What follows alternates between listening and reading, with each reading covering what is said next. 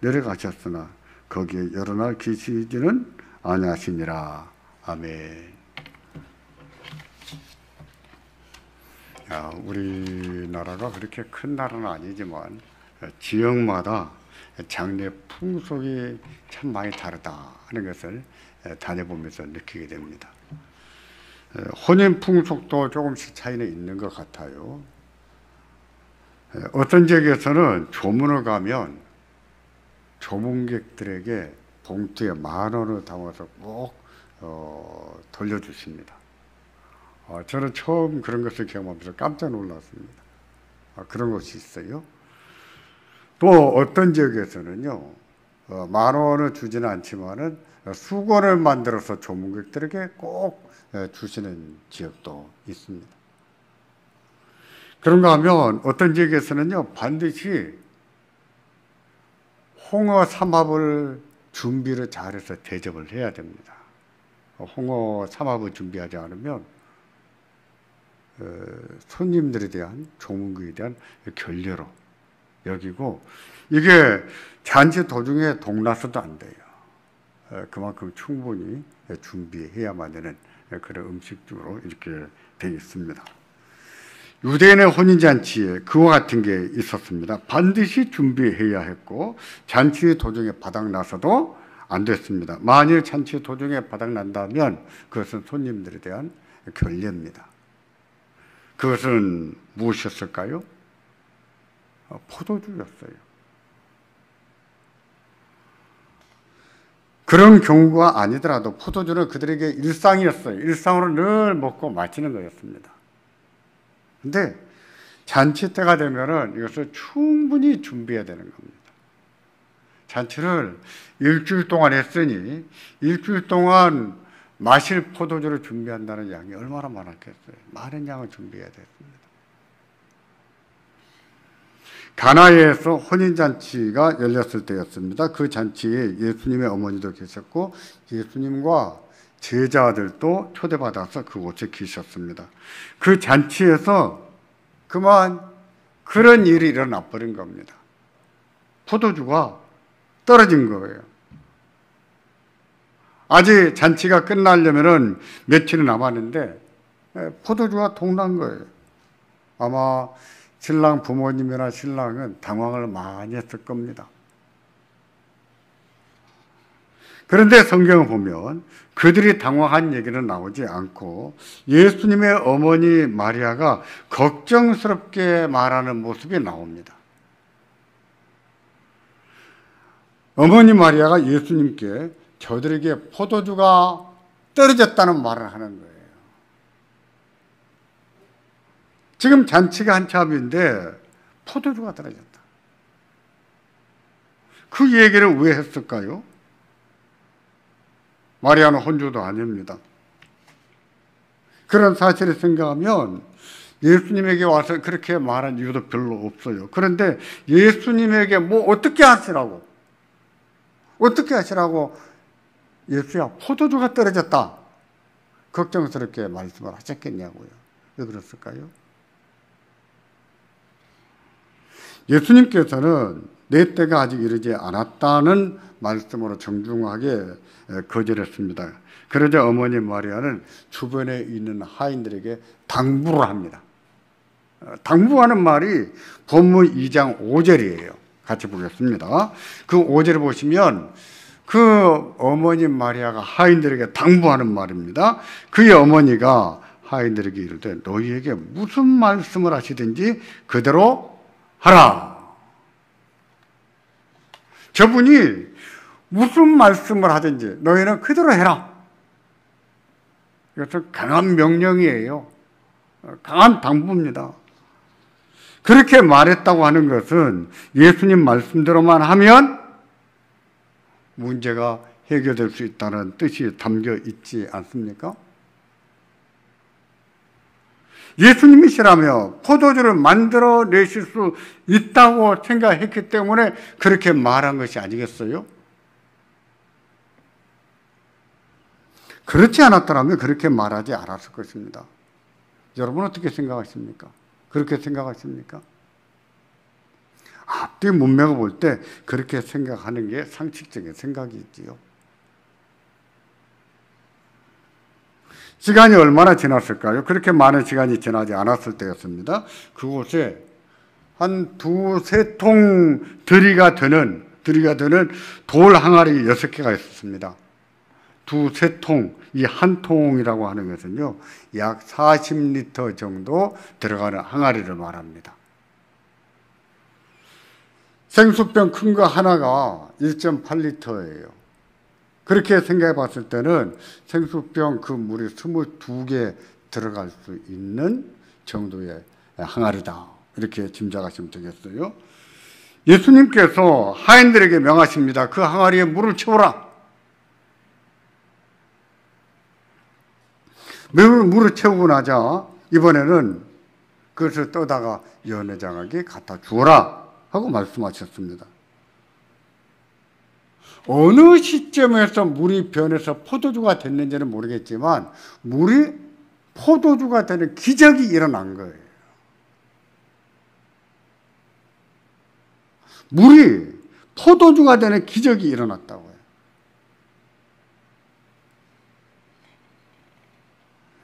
연회장은요, 그 포도주를 받아 마셔보면서 포도주 맛이 기가 막힌 것을 알았습니다. 지금 약간씩 취한 그런 상태였어요. 그럼에도 불구하고 마셔봤을 때 맛이 기가 막힌 것을 알았습니다. 감탄했을 정도였어요.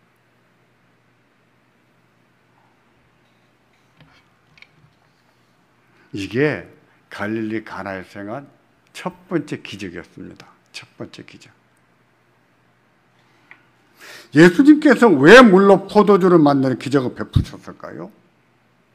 우리도 변해야 된다. 물이 변해서 포도주가 되는 것처럼 변해야 된다 하는 뜻으로 물로 포도주를 만드는 기적을 베푸셨을까요? 그렇게 말하면 그 말이 그럴싸합니다. 듣는 사람이 은혜롭게 들을 수도 있겠어요. 그러나 예수님은 그런 뜻으로 말씀하지 않았습니다. 그럼에도 그렇게 말하는 것은 알레고리죠. 풍자하는 거예요.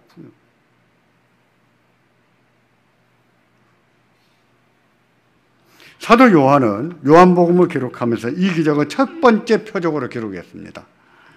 왜 이것을 첫째 표적으로 기록했을까요? 저는 한동안 그게 궁금했습니다. 7개밖에 기록하지 않으면서 왜 이것을 첫째 표적으로 기록했을까? 답은 간단했습니다. 이게 연대순이거든요. 연대순이에요. 요한이 이 시점부터 기록하면서 7개만 기록하기로 했거든요. 그러면서 연대순으로 따져보니까 그게 첫 번째 표적이에요. 그래서 첫째 표적이었다 하는 사실을 언급하고 있습니다. 우리는 이런 의문에 관심을 가질 게 아닙니다.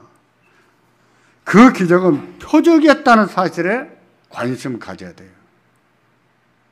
기적은 기적인데 그것은 표적이었다는 거예요. 표적이라고 하는 말은요, 예수님께서 베푸신 기적이 예수님이 하나님의 아들이시라고 하는 표가 된다는 뜻에서 표적이라고 합니다. 기적인데 이것은 표라는 거예요. 예수님은 하나님의 아들이시다 하는 표가 된다 하는 의미에서 표적이라고 말합니다. 예수님께서 많은 기적을 베푸셨지만 사람들의 관심을 끌기 위해서 베푼 게 아니었습니다. 예수님께서 하나님으로부터 오신 분, 곧 하나님의 아들이시라는 사실을 증명해 보이는 방편으로 표적을 베푸신 거예요. 다시 말씀드리지만 표적은 예수님께서 하나님의 아들이시라는 증거입니다. 그런 점에서 표적은 굉장히 중요하지요. 중요한 의미를 담고 있죠. 예수님이 하나님의 아들이신 것을 어떻게 증명해 볼 수 있습니까? 하나님 말씀을 통해서도 증명할 수 있지만 또 표적을 통해서 증명해 볼 수가 있거든요. 그러니 예수님 베푸신 표적이 얼마나 중요하냐고요. 물론 요한복음은 다른 복음서와 달리 표적을 많이 기록하지 않았습니다. 7개만 기록했습니다. 비교가 안 되는 것만큼 적은 양을 기록한 것이죠. 그렇다고 해서 요한이 표적의 중요성을 간과했을까요? 그러지 않았습니다. 요한복음 보면은 표적의 내용을 기록하지 않았지만 표적이라는 단어를 참 자주 사용합니다. 사람들이 표적을 보고 믿었다는 말을 반복적으로 쓰고 있어요. 표적의 내용이 어떤 내용이었는가를 말하지 않았어요. 근데 그 표적을 보고 사람들이 믿었다 하는 말을 여러 번 꼭꼭 쓰고 있어요.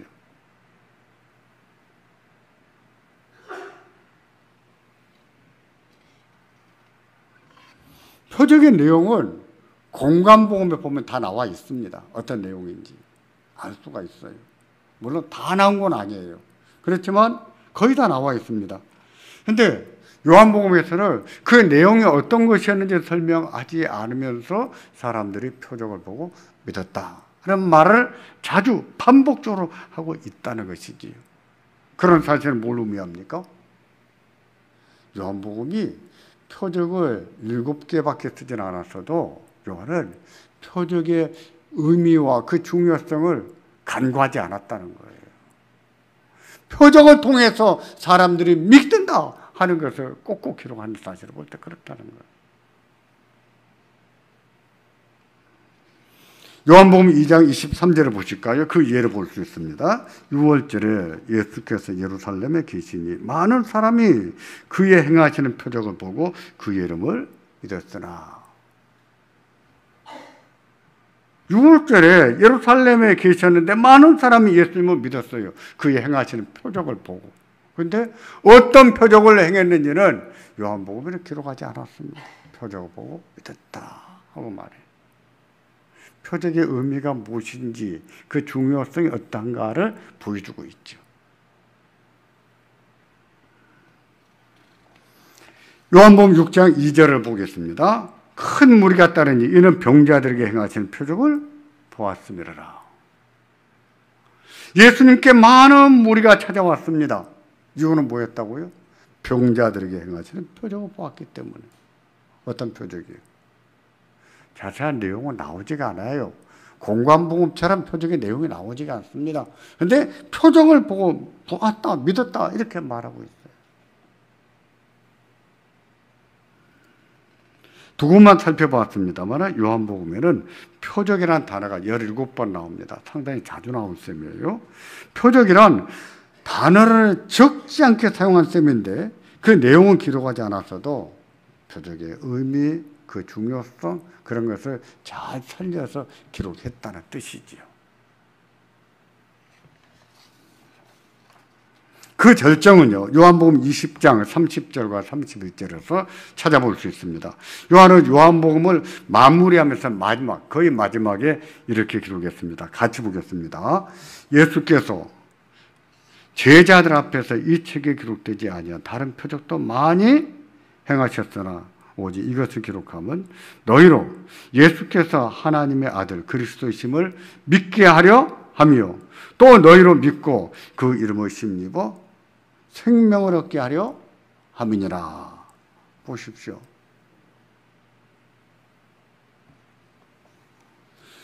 요한복음 기록하면서 표적은 7개만 기록했지만 예수님은 그보다 훨씬 많은 표적을 베푸셨다는 거예요.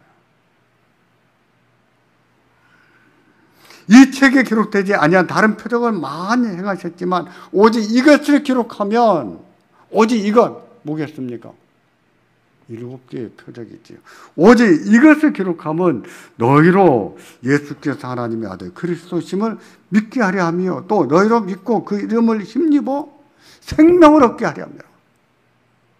믿게 하고 생명, 영원한 생명을 얻게 하려고.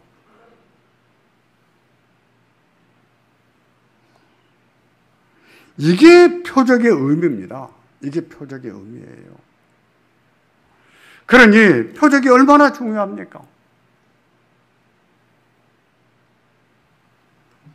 우리는 그 중요성을 알아야 됩니다. 예수님 베푸신 표적의 그 중요성을 알고 그 표적의 의미를 음미해야 돼요. 그렇게 함으로 예수님이 과연 하나님의 아들이시구나 다시 깨달을 수가 있는 거예요. 성경의 표적이 너무 많이 나오다 보니까 우리가 막 흘러가기 쉽습니다만은 아니에요.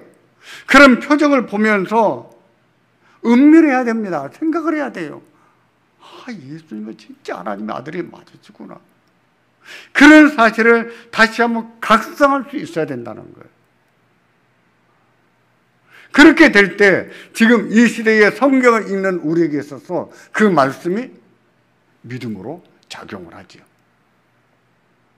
믿음으로 작용하는 거죠.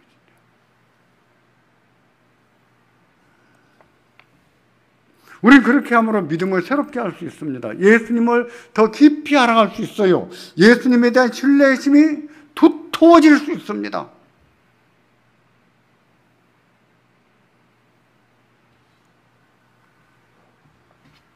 그러면 그날 물로 포도주를 만든 표적을 본 사람들은 어떻게 했을까요?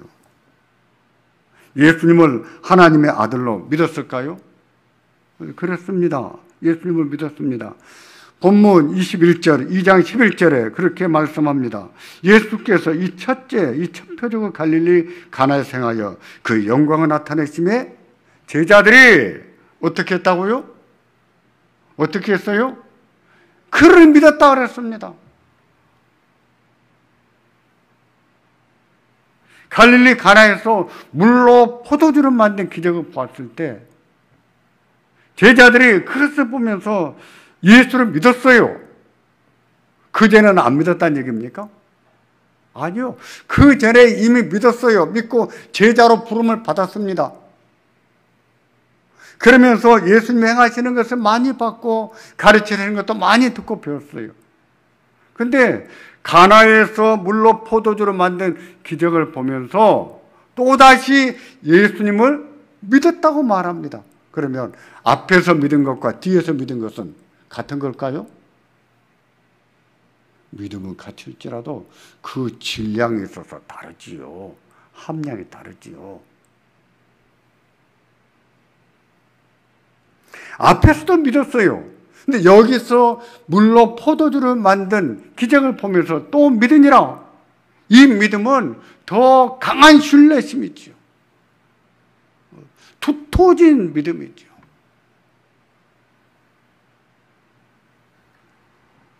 바로 이것입니다. 예수님께서 기적을 베푸신 것은 하나님의 영광을 나타내신 거거든요. 그 영광을 나타내심으로 예수가 하나님의 아들이신 것을 좀 알아보게 하고 믿고 생명을 얻게 하려고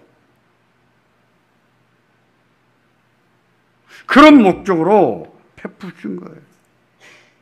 제자들은 여러 이적을 보았지만 볼 때마다 믿고 또 믿어온 거예요. 그만큼 뭐가 쌓였습니까? 신뢰심이 점점 쌓여가는 것이죠. 그 말은 무엇입니까? 예수님에 대한 지식이 더 풍성해져 간다는 얘기죠.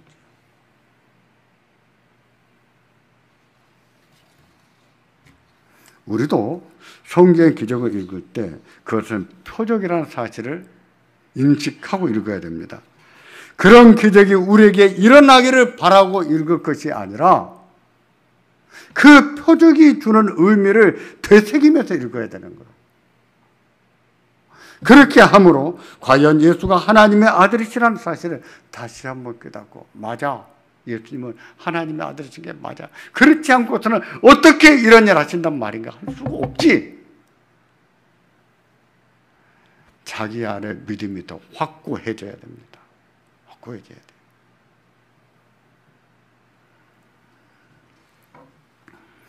앞에서 포도주가 동났을 때 어머니 마리아가 예수님께 저들에게 포도주가 떨어졌다는 말을 했다고 했습니다. 예수님께서 내 때가 이르지 않았다고 말씀드리자 어머니는 하인들에게 당부했습니다.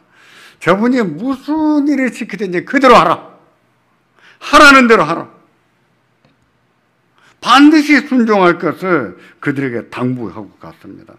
그렇게 말했다는 것은 예수님이시라면 어떻게 하실 수 있다고 하는 기대감이 있었기 때문에 할 수 있는 말이지요. 지금 포도주가 없는데, 포도주가 떨어졌는데 예수님이시라면 어떻게 만들지는 몰라도 포도주를 만들어 내실 수가 있다. 믿었기 때문에 그런 말을 할 수 있었다는 거예요. 그냥 할 수 있는 말이 아니었습니다. 그러면 왜 그렇게 생각을 했을까요? 무엇에 근거해서 그렇게 말할 수 있었을까요? 성경은 그에 대해서 언급하고 있지 않습니다. 그러나 그 전에 마리아는 예수님을 통해서 특별한 경험을 했을 것이라고 추론하는 것은요, 이상한 게 아니에요. 밑도 끝도 없이 야, 포도주가 다 떨어졌다, 어떻게 해봐라, 이렇게 말할 수는 없는 거예요.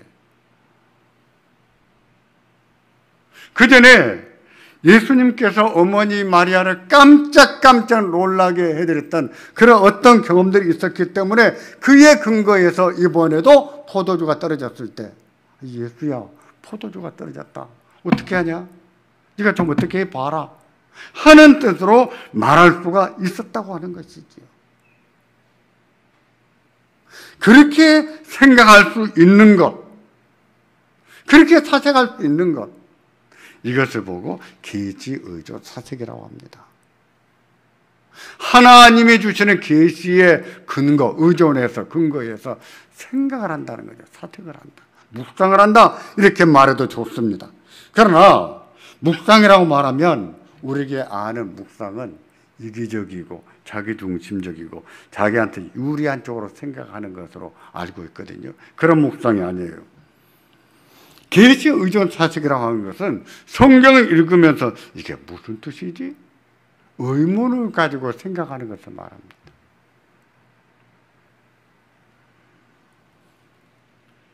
그렇게 하신 것을 볼 때 이분은 과연 무엇이지? 사색하는 것을 말하는 거예요. 왜 그렇게 말씀하셨지? 생각하는 것을 말하는 거예요. 이와 같은 사색, 이와 같은 생각들, 우리 그것을 믿음의 생각이다, 이렇게 말할 수도 있어요. 하나님이 주신 계시, 말씀을 통해서 주신 계시이든 우리 삶에 베푸신 은혜 가운데 베푸신 계시이든 그런 계시의 근거에서 사색을 해보는 거예요. 믿음은요, 그런 사색을 통해서 싹이 납니다. 싹이 나는 거예요. 자라기도 하고 믿음으로 행동하게 만드는 거예요.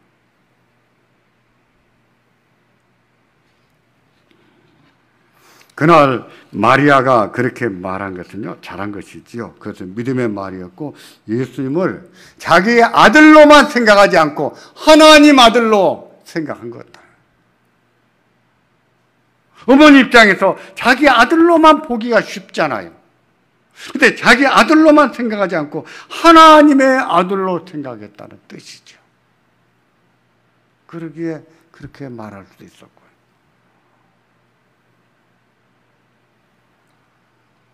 만일 하나님께서 주신 은혜의 말씀을 사색하지 않는다면 우리는요, 그냥 교회를 다니면서도 예수를 믿는다고 하면서도 그냥 믿음 없이 말하기가 참 쉽습니다.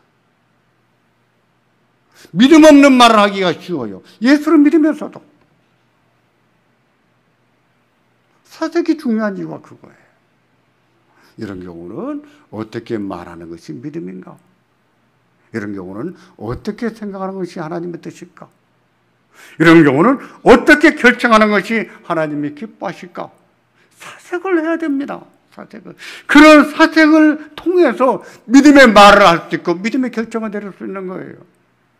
그렇지 않으면 믿음이 없는 말만 할 수 있어요. 믿음 없는 말. 믿음이 없는 사람처럼 되어버립니다. 오병이어 표적을 베푸셨을 때 일을 한번 생각해 볼까요? 예수님께서 디베랴 바다 건너편에 있는 산에 올라 앉았을 때였습니다. 많은 사람이 예수님께로 몰려오고 있는 것을 보셨어요. 그것을 보시고 빌립에게 물으셨습니다. 빌립에게 물으신데, 빌립아, 우리가 어디서 떡을 사야 이 사람들을 다 먹게 할 수 있겠느냐? 여러분 그 사람 몇 명이었습니까? 장정만 계산해도 5천 명이었어요. 남자, 여자, 어린아이, 노인 다 포함하면은 좋게 2만 명은 생각할 수 있습니다. 그 시대에 갑자기 2만 명이라고 하는 사람을 먹일 떡을 돈이 있다고 구할 수 있겠어요? 돈이 있어도 당장 구할 수 없는 엄청난 양입니다. 근데 예수님이 어떻게 하실 것을 다 계획을 세워두시고 물으신 거예요. 뭐 하시려고? 빌립을 시험해 보시려고. 빌립이 믿음을 가지고 말할 줄 아는가 모르는가? 빌립이 믿음의 말을 하는가 그렇지 않는가? 그거 시험해 보시려고 예수님은 어떻게 하실 것을 다 아시고 말씀하신 거예요. 돈이 있다고 해도 이렇게 많은 사람들을 먹일 수 있는 떡을 당장에 구해올 수가 없습니다. 근데 빌립이 뭐라고 했습니까? 요한복음 6장 7절을 보면 빌립이 이렇게 대답합니다. 빌립이 대답하되 각 사람으로 조금씩 받게 할지라도 200데나리온의 떡이 부족하리이다. 무슨 말입니까? 한 데나리온은 노동자의 하루의 품삯이에요. 노동자가 일을 해서 200일 동안 한 푼도 안 쓰고 모은 돈이 200데나리온이에요. 예수님, 이 많은 사람들에게 조금씩만 나눠줘도 돈이 얼마나 필요한지 아십니까? 돈이 200데나리온이나 필요합니다.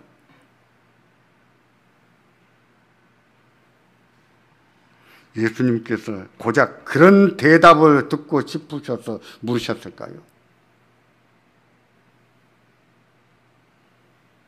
이 사람들을 먹이려면 돈이 얼마나 많이 든지 아십니까? 200데나리온이나 있어야 됩니다. 예수님이 바보입니까? 예수님 모르세요? 그런 말 듣고자 시험하셨을까요? 아니에요. 예수님은 빌립에게 믿음의 말을 듣고 싶어서 시험해 보신 거예요. 빌립이 뭐라고 말하는지, 믿음의 말을 하는지, 그렇지 않는지 그것 들어보고 싶으셔서 예수님을 시험하신 것이라고요.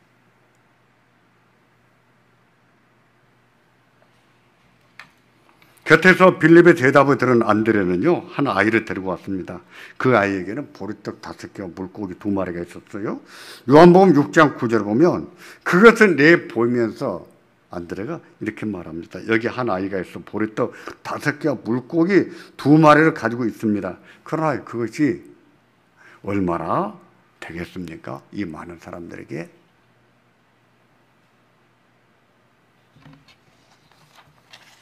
보리떡 5개와 물고기 2마리.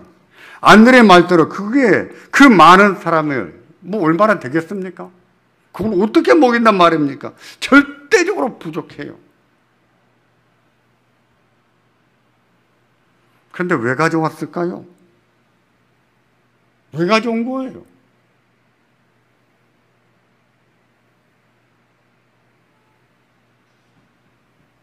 그런데도 그렇게 말하면서 가져왔다고 하는 것은요, 이 사람들은 절대로 다 먹일 수 없습니다. 그런 뜻이었을까요? 아니죠. 그런 뜻으로 가져왔다면 안드레는 바보예요. 멍청이에요.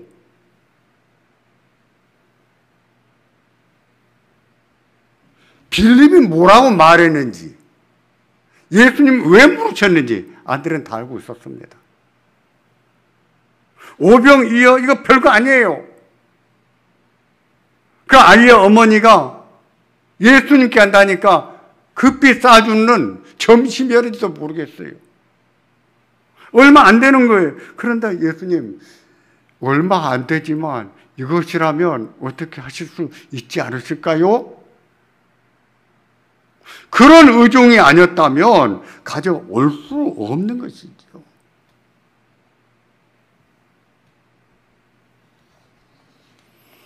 빌립이나 안드레는 그동안 예수님에게서 많은 것을 듣고 배웠습니다. 베푸신 표적도 많이 봤습니다. 그 표적을 보면서 예수님은 과연 하나님의 아들이시라는 것을 다 알았어요.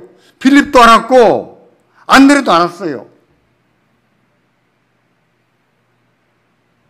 예수님이 원하시면 얼마든지 병든 자를 고칠 수 있다는 것도 빌립도 알고 있고 안드레도 알고 있었습니다.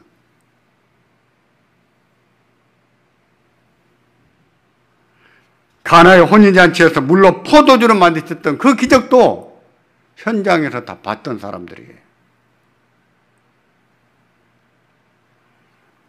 그런 사실을 생각한다면 저 많은 사람에게 조금씩만 나눠줘도 돈이 얼마나 필요한 줄 아십니까? 200데나리온이나 필요합니다. 이렇게 말하는 게 믿음일까요? 예수님은 시험해 보시려고 물으셨다 그랬어요. 그러나 시험 결과는 뭐였을까요? 빵점이지요. 그런 사실을 생각하면서 보리떡 5개와 물고기 2마리가 별것이 아닌 것은 알지만 예수님께로 가져왔습니다. 예수 믿으시라면 어떻게 하실 수 있지 않을까? 무슨 큰 믿음, 확신이 있었던 것은 아니에요. 아니지만 예수님에 대한 어떤 기대감이 있었던 것이죠. 예수님이시라면 어떻게 하실 수 있지 않으실까? 그런 생각은요, 믿음의 생각입니다. 중요한 사실은 예수님은 그걸 받으셨다는 거예요. 예수님은 그걸 받으셨고 그걸 통해서 오병이에게 이적을 베푸셨다는 거예요.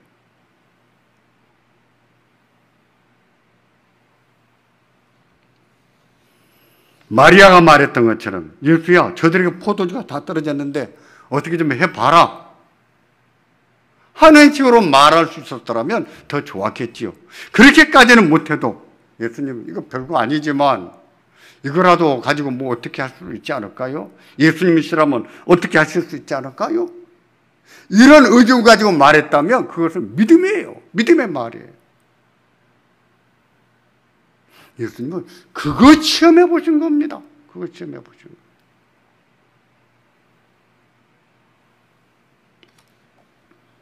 이런 사실을 봐도 하나님의 베푸신 이적과 또는 하나님의 은혜 또는 하나님 말씀을 사색하는 것이 얼마나 중요합니까?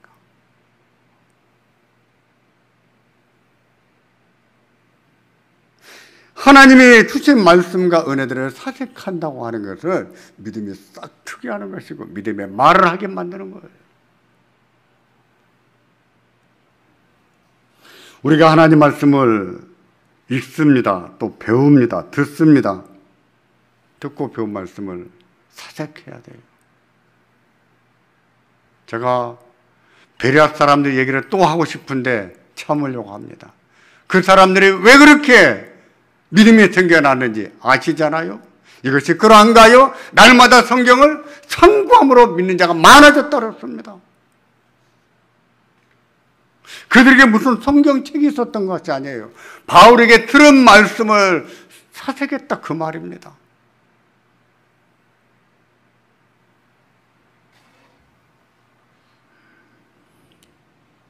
우리에게 하나님이 주신 바 은혜, 하나님이 들려주신 말씀들, 하나님이 주신 성경 말씀을 읽고 들을 때 그 말씀을 사색하는 은혜가 있기를 바랍니다. 그래서 우리의 심령에 믿음이 싹트고 믿음이 자라가고 예수님이 누구신가를 더 깊이 알아가고 예수님에 관한 지식이 더 풍성해지기를 바랍니다. 그로 말미암아 우리 믿음이 더 두터워질 거예요. 신뢰가 두터워질 겁니다. 믿음이 자라갈 거예요. 그래서 예수님이 시험해 보신다면 믿음의 말을 할 수 있는, 그래서 예수님이 잘했다고 칭찬하시는 우리가 될 수 있기를 주의 이름으로 기원합니다. 기도하겠습니다.